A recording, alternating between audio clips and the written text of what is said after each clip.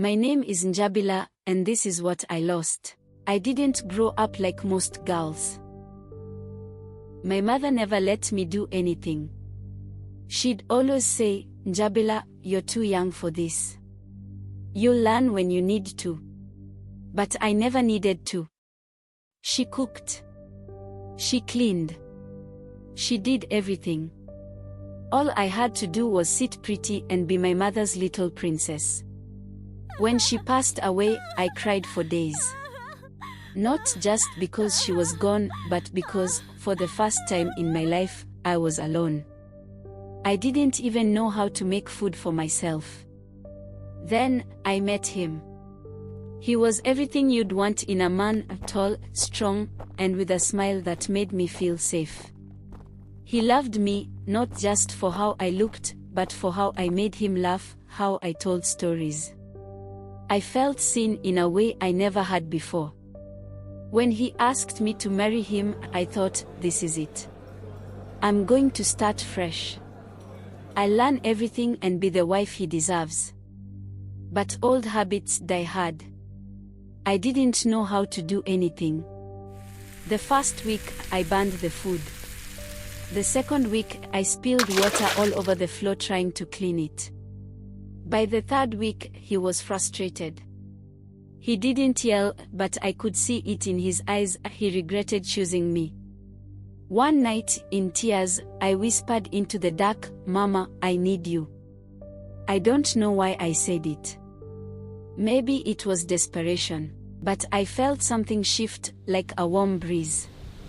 The next morning, the house was spotless, the food perfect.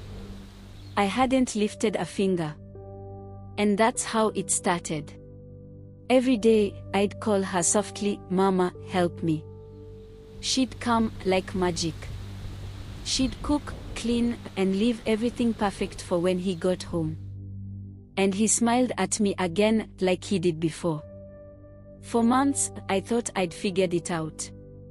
He was happy. I was happy. Life was good. But one day, he came home early. I didn't hear him at first.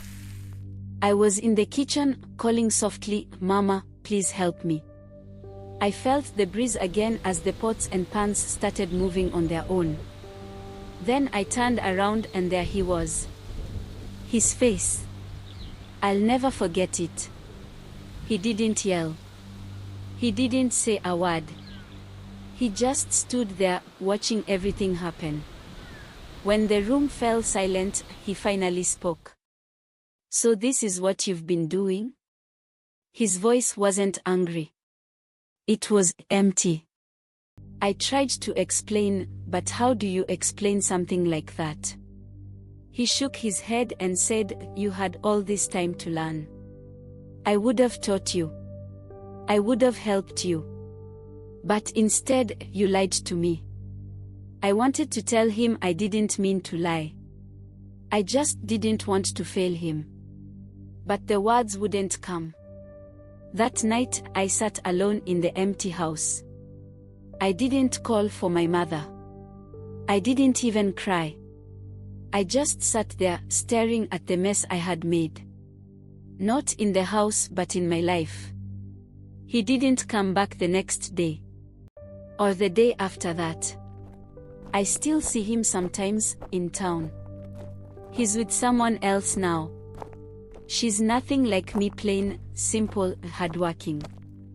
But he looks at her the way he used to look at me, and I know she'll never let him down. As for me, I'm trying.